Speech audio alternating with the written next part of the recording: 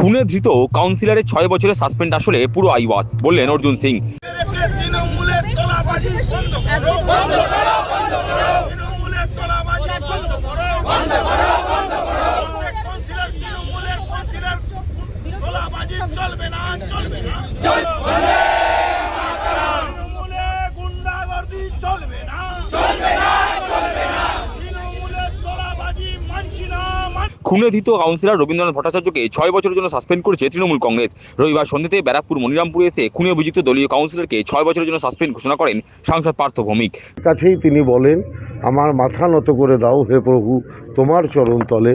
তাকে মান্যতা দিয়ে মানুষকে সম্মান জানিয়ে আমরা রবীন ভট্টাচার্যকে 6 বছরের জন্য দল থেকে সাসপেন্ড করেছি। যদিও এই সাসপেন্ডের বিষয়ে শাসক দলকে তীব্র কটাক্ষ করেছেন গেরুয়া শিবিরের লড়াকু নেতা অর্জুন সিং। সোমবার বেলায় ব্যারাকপুর মহকুমা আদালতের অদূরে চিড়িয়ামোড়ে গান্ধী মূর্তির পাদদেশে অভিযুক্ত কাউন্সিলরের দৃষ্টান্তমূলক শাস্তির দাবিতে বিক্ষোভ প্রদর্শন করে বিজেপি। বিক্ষোভে নেতৃত্ব দেন প্রাক্তন সাংসদ অর্জুন সিং। বিক্ষোভে যোগ দিয়ে প্রাক্তন সাংসদ অর্জুন সিং কটাক্ষ সুরে বলেন, তৃণমূলের সাসপেন্ড আর তৃণমূলের অ্যাপয়েন্টমেন্ট চিঠি কেউ কি দেখেছেন? আসলে এসব আইওয়াস। তার দাবি, পার্থ চ্যাটার্জি কিংবা জ্যোতিপ্রিয় মল্লিকের মতোই রবীন্দ্রনাথ ভট্টাচার্যকে দল থেকে সাসপেন্ড করা হয়েছে। দেখবেন ছাড়া পেয়ে ফের উনি বহাল তবিয়তে তোলাবাজি করবেন। আরে তৃণমূলের সাসপেন্ড আর তৃণমূলের অ্যাপয়েন্টমেন্ট আপনারা কেউ দেখেছেন? কেউ? বাংলার কোন মিডিয়াকে আমি চ্যালেঞ্জ করছি কি তৃণমূল কাকে সাসপেন্ড করেছে সেই চিঠিটা দেখিয়ে দিক, আর তৃণমূল কাকে অ্যাপয়েন্টমেন্ট দিয়েছে সেই চিঠিটা দেখিয়ে দিক। ওসব আইওয়াস আছে। পার্থ চ্যাটার্জির মতন সাসপেন্ড, জ্যোতিপ্রিয় মল্লিকের মতন সাসপেন্ড হয়েছে। ও দেখবেন আবার ওই যখন ছাড়া পাবে তারপরে আবার ওই বহাল তবিয়তে এখানে এসে তোলাবাজি করবে। তার বক্তব্য, যাকে দল থেকে সাসপেন্ড করা হয়েছে তাকে আদালতে পাঠানোর আগে পর্যন্ত খড়দা থানার আইসির গেস্ট হাউসে রাখা হয়েছিল। দল থেকে বহিষ্কৃত করছেন, যাকে দল থেকে বহিষ্কৃত করেছেন তা সে খড়দার আইসি গেস্ট রুমে সারা রাত আরাম বিছানায় ঘুমাচ্ছে। আজকে কোর্টে প্রডিউস করবেন। আর তার এগেনস্টে কি আছে? একটা কাউন্সিলর তোলাবাজি করার জন্য মানুষকে খুন করছে। এটা সারা বাংলায় একই অবস্থা। কিছুদিন আগে দেখেছেন একজন তৃণমূল কংগ্রেসের কাউন্সিলর, তার ছেলে একটা মুসলমান যে ভোট ব্যাংক, তাকে পিটিয়ে মেরে দিল জগদ্দল থানার মধ্যে। আর 10 জন মিলে পিটিয়েছে। একজনকে ধরেছে আইওয়াস করার জন্য, মানুষকে বিভ্রান্ত করার জন্য। আজকে পশ্চিম বাংলায় এই রবীন ভট্টাচার্যির মতন দুনিয়ার রবীন ভট্টাচার্যি কোর্টে ঘুরে বেড়াচ্ছে। কোর্টে ইজলাসে জজগুলোকে গালাগালি করে, পুলিশগুলোকে গালাগালি করে। কোথা থেকে সাহস পাচ্ছে? কোথায় থেকে এত গুন্ডামি করার সাহস পাচ্ছে? তার অভিযোগ, তোলাবাজি করার জন্য একজন কাউন্সিলর 81 বছরের বৃদ্ধকে খুন করলো। এর আগে দেবাশিস দে ওরফে ছোট্টু নামে এক কাউন্সিলরকে পিটিয়ে খুন করেছিল এই রবীন্দ্রনাথ ভট্টাচার্য। এমনকি আদালতে তার দাদাগিরি চরম সীমায় পৌঁছয়। বেশিরভাগ পুলিশ চাইলেও তারা কিছু করতে পারছে না। কেন? তাদের অফিসাররা। এই পুলিশ সিপিকে আপনি চিনেন তো? নাড্ডাজির উপরে হামলা করিয়েছিল এই সিপি। আজকে ইলেকশন কমিশন তাকে অন্য রাজ্যে পাঠাবার জন্য চিঠি দিয়েছে, নোটিশ দিয়েছে। তাকে বাঁচাবার জন্য মমতা ব্যানার্জি লাফিয়ে বেড়াচ্ছে। আজকে একটা খুন হয়ে গেল।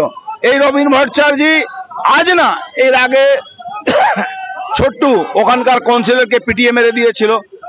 এর আগে জজদের এসিজিএম কে উপরে হামলা করে, গালাগালি করে, এডিজি কে হামলা করে, গালাগালি করে, খিস্তি করে। আপনি জানেন ও ক্যারেক্টার কি আছে?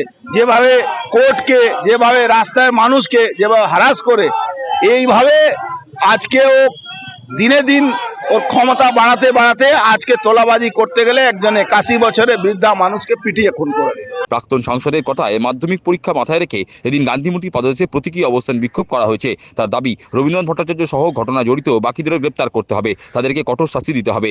আপনারা এখন কি চাইছেন?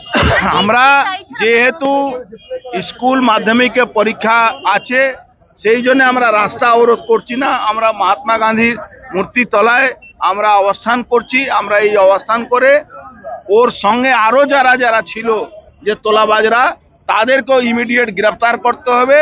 আর একটা আসামি, একটা ক্রিমিনাল, একটা খুনি যা ট্রিটমেন্ট পাওয়া দরকার সেই ট্রিটমেন্ট পাবে। এদিন তিনি জোরের সঙ্গে দাবি করেন 2026 সালে বিজেপি নিশ্চিত রূপে ক্ষমতায় আসবে। বাংলার মানুষ বিজেপিকে ভোট দিতে প্রস্তুত আছেন। এবার বঙ্গে অসুর শক্তির রূপিণী মমতা ব্যানার্জি নাশ হবেই। বিজেপি কার্যকর্তা মনোবল কোনোদিন ভাঙবে না। বিজেপি ক্ষমতায় আসছে 2026 সালে, দেওয়ালে লেখা হয়ে গেছে। মানুষ অপেক্ষা করছে কবে ভোট দিতে হবে, কবে ভোটের দিন আসবে। তারপরে দেখবেন পশ্চিমবাংলা থেকে এই অসুর শক্তি, যার নায়িকা মমতা ব্যানার্জি সেই অসুর শক্তি নাশ হবে। প্রসঙ্গত এদিন বেলায় ব্যারাকপুর চিড়িয়ামোড়ে গান্ধী মূর্তির পাদদেশে অবস্থান বিক্ষোভ থেকে দ্বিতীয় তৃণমূল কাউন্সিলরের ফাঁসির দাবি তোলেন বিক্ষোভকারীরা। উক্ত অবস্থান বিক্ষোভ কর্মসূচিতে এদিন হাজির ছিলেন বিজেপির ব্যারাকপুর জেলা সভাপতি তাপস ঘোষ, সহসভাপতি প্রিয়াঙ্গু পাণ্ডে, জেলা সম্পাদক যথাক্রমে কুন্দন সিং ও সোহন প্রসাদ চৌধুরী, জেলার এক্সিকিউটিভ কমিটির সদস্য মিলন আশ, প্রাক্তন জেলা সভাপতি মনোজ ব্যানার্জি, যুবনেতা সুদীপ্ত দাস, অনামিকা নাগ সহ অন্যান্য নেতৃবৃন্দ। অবস্থান বিক্ষোভ শেষে বিক্ষোভকারীরা ব্যারাকপুর আদালতে প্রবেশ করতে গেলে পুলিশ তাদেরকে ঢুকতে বাধা দেয়। পুলিশি বাধা উভয় পক্ষের মধ্যে তুমুল বচসা থেকে ধস্তাধস্তি শুরু হয়। তবে তপ্ত পরিস্থিতি এড়াতে আদালত চত্বরে এদিন বিশাল পুলিশ বাহিনী মোতায়েন করা হয়েছিল।